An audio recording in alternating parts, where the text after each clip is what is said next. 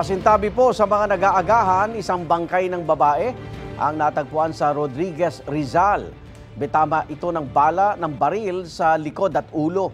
At yan ang unang balita ni Bea Pinlac.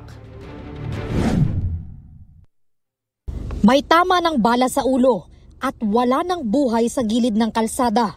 Ganyan nadatnan ng mga otoridad ang hindi pa nakikilalang babae sa Rodriguez, Rizal.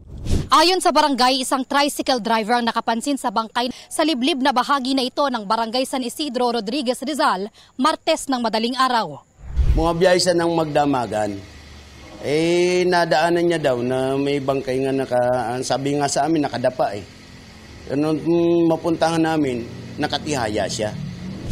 Kinordon nila ang lugar kung saan natagpuan ang bangkay na may tama ng bala ng baril sa ulo. Isa lang po nakita namin sugat, may tama po siya na yung linabasan ng bala rito, sentido. Nung tiningnan ng suko, sa likod pala nang galing yung unang pasok ng bala, dito siya lumabas.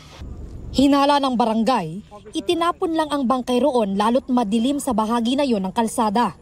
Patuloy pa ang investigasyon ng Rodriguez Police para makilala ang babae at matunton ang mga nasa likod ng krimen.